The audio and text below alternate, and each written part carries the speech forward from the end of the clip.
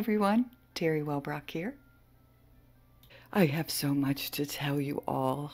Oh, we went on a family vacation, hence a week without the podcast. And I thought about doing 2 of them before I left. I even edited it, but then I took my laptop with me and then never did it. My mom, whom those of you who listened to the show for a long time know the story of my mom's healing journey and living sober since 2019. She had been a severe alcoholic my entire childhood and life. And so I'm just so proud of her for the healing work she's done. And she's now 87. And while I was away in Orlando with the family, she fell and broke her femur right at the hip, so she had to have a partial hip replacement. And I'm going to do a whole episode on that particular journey with me and all that transpired. But it was very enlightening. And so when I returned, well, to just let you know, my mom's surgery went great. She's in rehab now. They put her on oxycodone against instructions in her chart, which is narcotics, and she started hallucinating horribly. So I stepped in as medical POA and had them stop that, and she's doing wonderful again. Having lots of friends and family check in on her. Since I'm 5 states away currently, my goal is to get her back into her apartment, and then I'm going to travel back to Ohio and stay with her for as long as she needs me there to help her transition back into independent living. And so she and I are very much looking forward to the time together, and yes, just laughing and cooking and watching movies and going out and meeting friends and having a great time together. So I look forward to that. But when I returned, a couple of different things happened. I am in the midst of participating in a somatic healing course with a podcast guest that I have yet to put out here for all of you to listen to. So when that episode comes out, I'll talk about this amazing course that I am participating in, and it's been wonderful and so informative. And the other thing I did was something called the Harmonic Egg, and for my own healing journey. And wow, holy moly, I'm going to do an entire episode just on that, because yes, it shifted everything. One of those spiritual awakening, life-altering moments. So if you're curious and want to know a little bit ahead of time, go to the Harmonic Egg website and research it a little bit, because yeah, it's going to be mind-blowing when you tune into that particular episode. So anyway, I've talked a lot. Today's episode interview with Kathleen Donnelly Israel. Just a beautiful conversation, and I look forward to you taking these next 30 minutes to just gift yourself all that you can learn and gain from Kathleen. All right, now for the show. Welcome, everybody, to the Healing Place podcast. I'm your host, Teri Wellbrock, and just doing a little happy dance here to have Kathleen Donnelly Israel here with me. She's the author of Wisdom on the Camino, and I'm going to read a little bit of her bio, and then we're going to dive into some awesome conversation. Kathleen has a bachelor's degree in art from San Diego State University. She studied Expressive Arts Therapy at the European Graduate School in Switzerland. She's a certified Transformational Breathing Facilitator, Theta Healer, and has enjoyed a lifetime of walking, hiking, and running, which we're going to discuss a little bit more. Mm-hmm. She cared for her husband for the 17 years that he had Parkinson's disease until he died in 2018. During this time, she studied spiritual healing from many enlightened thought leaders and teachers. And she's here to talk about this, her first book, her journey, and what this book is all about. So welcome, Kathleen. Thank you, Teri. I'm so happy to be here with you today. Thank you. Thank you. So yeah, I know we had a little chat before I hit record, which I'm excited to talk about, but let's first go down the road of this book and what inspired you to take that journey. Well, when my husband was ill, before he got ill, I thought we were going to be riding our bicycles across France in our old age. And then when he got sick, I was like, yeah, we're not doing that.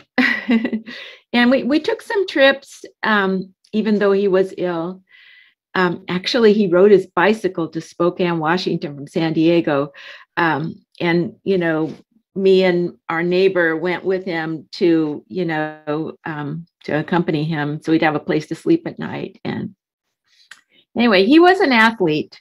He was a total athlete. And I was kind of like a wannabe athlete, but I thought I could, he would wait for me and I could catch up with him.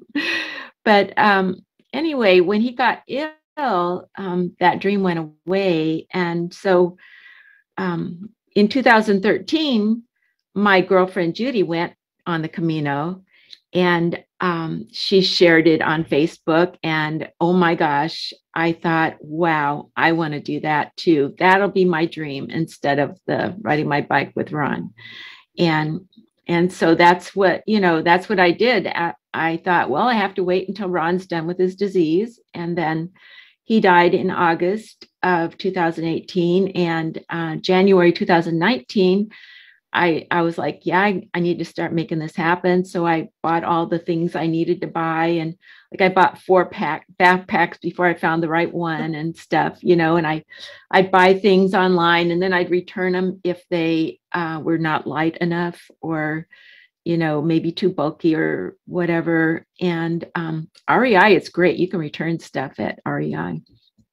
And so I prepared for my trip, and forgot to say, when I was taking care of Ron, I had post-traumatic stress disorder in my life, just lived with it in my life. And one of the graces of his illness was I had to be there. I had to be home.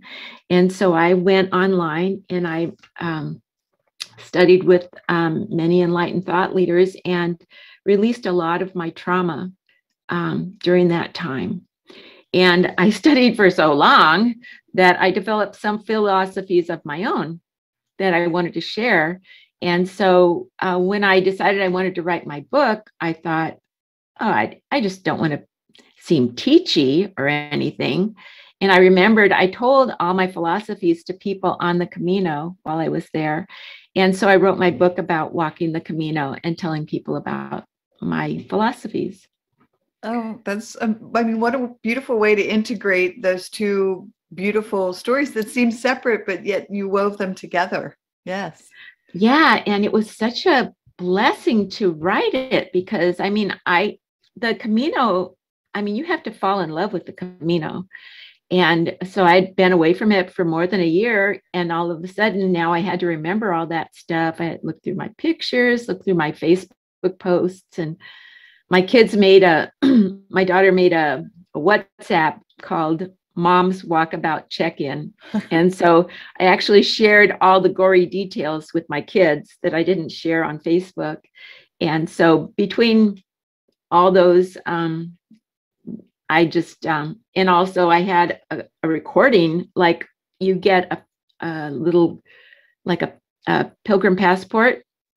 And each night they stamp on it where you were that day. And so that helped me with the continuity of, this is where I was and how I did it. So anyway, it made it really easy and it was so fun. It just made my heart sing while I was writing. Oh my gosh. And now, did you do this journey alone? I did. I kind of say I wasn't really alone because I have some guardian angels. And so my guardian angels came with me. I actually have 4 guardian angels that I know personally. Oh. And I know what they look like and all kinds of stuff. I mean, you can say I imagined this stuff, but anyway, it's real also. It's imagined and for sure real. For sure. Yeah. I totally am. I mean, you see behind me, my sister painted that angel for me. I just, the idea of angels. I walked into a medium's office once. A friend of mine had said, Teri, I'm going to see the psychic and I don't want to do it by myself. Will you go? And I was like, all right, I'll go with you. And when I walked in, he said to me, oh my gosh, you have just so many angels walked in with you. Mm-hmm. And I was like, oh. That's right. That's right. And when my children were little, they belonged to this group. Actually, one of my neighbors had this thing. It's called Soldiers of Mary. And they would get together and say the rosary. And they did things like, make cards and send and take them to the old folks' home and visit and give them their card and, just charitable things. And one day she sat us down and said, okay, we're going to meet your guardian angel. And so I mean, there I was with all the little kids doing it too. And she said, just sit there and imagine your guardian angel and ask your guardian angel what their name is. And so I did that. And I got, the name that I got was Lunk. And I'm like, Lunk? That can't be real. And then I just got this idea of this giant guy, angel. I mean, not skinny, this just giant, soft and slow guy. And he had his arm around me, protecting me. And I'm like, well, I think that's exactly what I needed, was a giant guy to protect me. Named Lunk.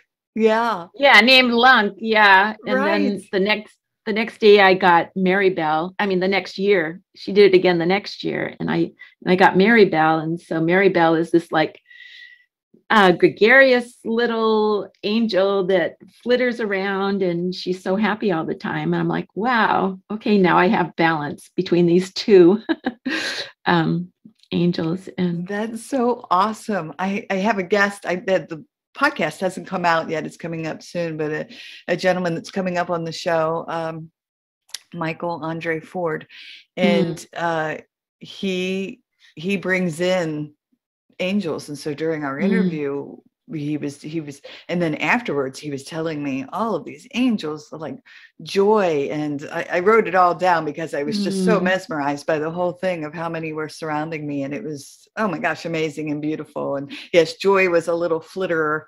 Yes. That's so awesome. I love it. I love it. Yeah. So that's why I wasn't alone. They went with me. And yeah. And besides, I walk slow, and I couldn't really go with anybody because nobody walks as slow as me. And actually, I did meet a lady that I passed. I passed one person on the whole Camino. And she was a woman of color, and she was from New York City. And she was just walk, and I just walked with her for a while. And then I had to go to the restroom, and I'm like, well, you want to go get over there, you drink beer, cerveza con limon, a beer with lemon soda pop in it. And she said, no, I can't do that. I have to keep walking or I'll never get there.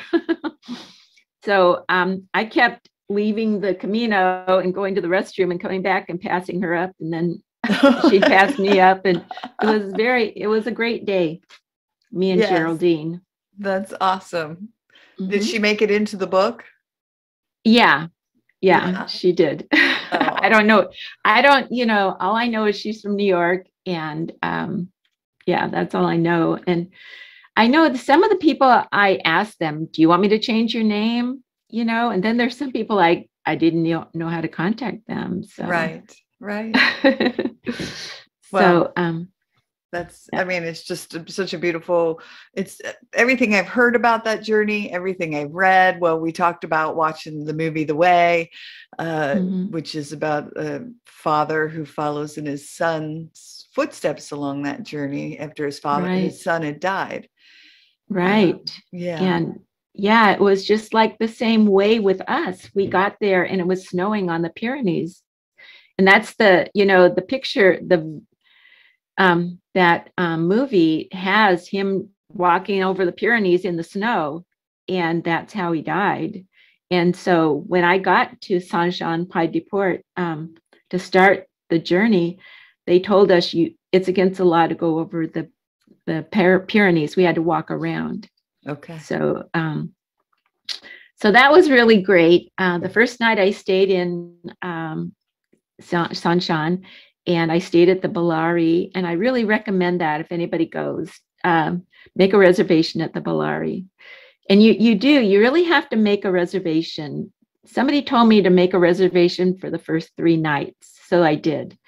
And the 2 that were supposed to be over the Pyrenees, they didn't get anybody. They knew nobody was going to show up because it was against the law to go. So I had to go around, and I met a great crew of people that night too. I had in Valcarlos to walk around the Pyrenees, actually walk around, but it was like up and down, up and down, up and down. It was climbing all day long. Yeah. And actually, did you train for it at all? Yeah. Well, I always, I met this lady in jury duty, and we started walking together. Like we were walking together for like 5 years or something. I don't know how long, but we would walk 5 miles 3 days a week. And so it didn't make me even sweat walking that 5 miles. And so I thought, oh, well, I can walk 5 miles before lunch and 5 miles after lunch, no problem. And so that's what I did. And then my sister-in-law Bernadette was thinking, you're going to need to climb on mountains. So we're going to climb mountains. So she would call me once in a while and tell me, okay, Kathleen, we're going up Cowles Mountain today, or we're going to hike around Torrey Pines today, or something, so that I would get, walking up mountains. So she was in charge of that. She put herself in charge of that, and I'm just grateful. Yeah. The other thing I did, I worked at a horse ranch, and I'm afraid of horses. So I thought, well, if I work at a horse ranch, maybe I won't be afraid. It didn't work. But anyway, right. So I was toting around, wheelbarrows of horse pucky all day long. And I got really good core strength from that. So I think that was really important. Yeah. And so that was my training. And really, when I got there, I started walking 5 miles before lunch, 5 miles after lunch. That's about 13K. And then all of a sudden, one day, I got to the 10K before lunch. And I'm like, well, I think I need to walk farther. So then I started walking 15K a day, because if you get there before lunch, the albergues are not open anyway. So they don't even open till like 2 or 3 o'clock. And so I had to keep walking. And so at that time, I started thinking, well, I need to walk farther each day. So you kind of get buff on the trail. But like I say, you really kind of do need to do some work ahead of time. Yes. Now, did you find it healing at all? Was it a spiritual quest? Yeah, well, it is a holy pilgrimage, and I am Catholic. So, that worked.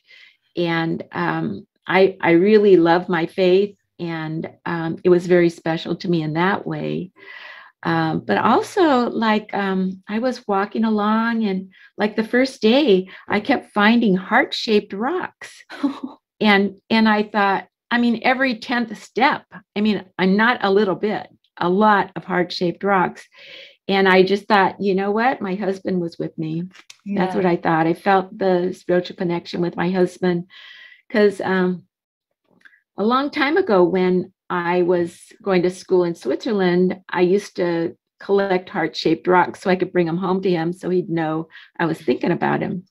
Look, and so, Yep. All my There you have. heart-shaped rocks. I collect them. So Yeah. I totally Yeah. understand.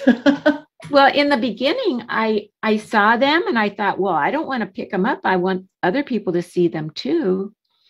And then I met this guy at this place, and he was talking about a book that he read about a lady who found heart-shaped rocks on the Camino, and he said, she picked them up and gave them to people so they would feel special, and I think you should do that. So after I met him, then I started picking up the rocks and handing them out to people. And they did. They loved it. Oh, Yeah. I love it so much. I started finding heart-shaped everything. I find heart-shaped rocks, but I'll find a heart-shaped wad of gum on the sidewalk. I just find hearts everywhere. Oh, yeah. And it was soon after my dad had passed, and he was a Jesuit brother for 8 years. So he gives me messages all the time, and I love it that I feel his presence. So yeah. Yeah, I even saw some dog do shaped like a heart, and I was like, okay, Ron. I have done the same. Oh my gosh, that's so awesome. So do you want to share a little bit about your own journey and then triumph over trauma? Yeah, I was, when I was a child, I believe that before I was born, I was a low vibrational spirit out in the universe with God. And I wanted to raise my vibration. And I heard that if you go and be a human being on the earth, you can raise your vibration, because unconditional love raises your vibration. So I think of myself as being a valiant spirit, that I was willing to come into this world and experience the crap I was going to attract being a low vibrational spirit. Because I was attracting stuff before I was even born. My dad accused my mom of, getting me from somebody else. And, that's quite traumatic for my mom. And then after I was born, I had the alcoholic father and the mother who just was trying to tune out. She wanted to honor her marriage, and that's how she did it. She wanted to tune out. And so it was difficult. My dad was a wonderful artist and a musician, and he was an alcoholic, rageaholic child molester also. And so I had some stuff to forgive. And during when my kids were growing up, it was rough. I was not a happy mom, and it was difficult for them. I know it was. And I'm really sorry that they had to grow up with a mom with PTSD, but that's what it was. And so after I lost my mind. I'm sorry. It's fine. It's fine. So, when I started my healing, I know what I was going to say. So during that time, this priest told me that if I don't forgive, then I don't understand God. And I'm like, okay, well, I have to forgive. So what I used to tell people is I was forgiving my dad like an alcoholic gives up drink, one day at a time. So I would forgive him every morning. And then by the next morning, I hated him again, and I would need to forgive him again. And I just that's how I lived my life. I just trying, But then when after I was 50, I started doing some healing. I learned to be a transformational breathing facilitator in 1999. And Judith Kravitz was way into, healing us of anything.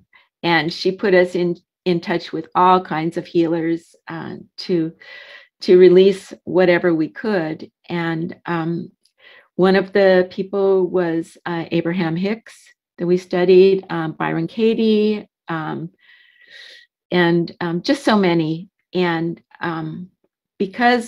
and also she wanted us to be coach. She arranged for us to take coaching lessons. And in the coaching papers that we got, there was a paper called the Ho Oponopono. I do that. I practice it almost every day. Yes, I yes. love it. Yeah. So through Ho Oponopono, I was able to release so much. And so it starts out, I love you, I love God, God loves me, God loves that other person loves God.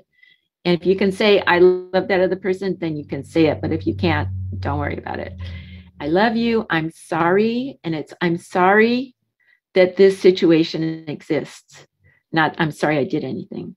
Right. Please forgive me for what's going on in me that caused me to attract this. And thank you for showing me this so I could heal. Because if I didn't have this adversity, I wouldn't know my pain inside, and I couldn't heal it. And then the big I love you again. So I was on vacation with my husband, and I kept, I was trying to sleep, and all my monkey mind was bringing up all these situations where I was hurt, and I was doing the Ho Oponopono, and I was like, this isn't working right, because I'm feeling shame here, and I know this is not about shame. And so the next time I did it, I thought about when I said, please forgive me, I said, I forgive me. And then I said, I forgive it up. And when I did that, I felt this refrigerator-sized pain come out of me and go up to God. And that was so amazing. And so all night, we were on vacation all night long. My monkey mind would bring me other situations, and I would Ho Oponopono them. Like, I call it my expanded Ho Oponopono. Yes, I love it. And I released it. And sometimes it wouldn't seem to go out. And I would be like asking my angels to go in there and untie it, pull it out by the roots, pull it out to the beginning of my being, And so in that way, I got rid of a lot. And it took maybe about a year of doing that before I really was clear. But every bit of getting rid of that stuff made me so happy. And and then Abraham Hicks, right? And so their premise is you need to keep a good vibration so you can attract in the good stuff, the law of attraction. And so it occurred to me, especially during that time I was taking care of Ron, and I was studying all this stuff, and I was studying Abraham Hicks too. And it occurred to me that all the adversity in my life, I had attracted in with my low vibration. And instead of being mad at myself or being mad at other people, I needed to acknowledge that and take responsibility for it. Not that I was guilty, but I could take responsibility for it, and in that way change it. Change it so that I can choose how I feel. I can choose how I think. Like worrying. Worrying is like, you know what worrying is? It's like making up a sad or fearful story and then believing it, and sharing it and just holding on to it. But that's so ridiculous because it's not true anyway. All the things you can imagine that are bad that could happen, they're not happening. And so that's what I tried to do. Worrying does not work. It's not helpful, and so I just always try and think of a good outcome, and then I can live into that good outcome. Yes. And I'm going to try your version of Ho Oponopono when I do it next, because I do love that idea of saying, I forgive me. Yeah. Yes, I was talking to somebody just in the past few days about it, and talking about how when I do it, I'll say, I'm sorry that, and I was talking to somebody about how to do it. And I said, they were very angry at a relative. And I said, so you don't say it such as, I'm sorry that you're a jerk. That's not the way it works. It's more of, I'm sorry, I don't understand where your anger and rage comes from. please forgive me. So that was how I was talking to him about that sounds really good. That sounds really good. I like that. Yeah. Awesome. All right. So is there anything else that you wanted to touch upon that we haven't had an opportunity to discuss yet? Well, actually, I wanted to tell you that the Ho Oponopono is in my book. I actually mention it awesome. twice. And one time I actually write it down. So it's in there. And so many healing journeys and adventures I had, over there.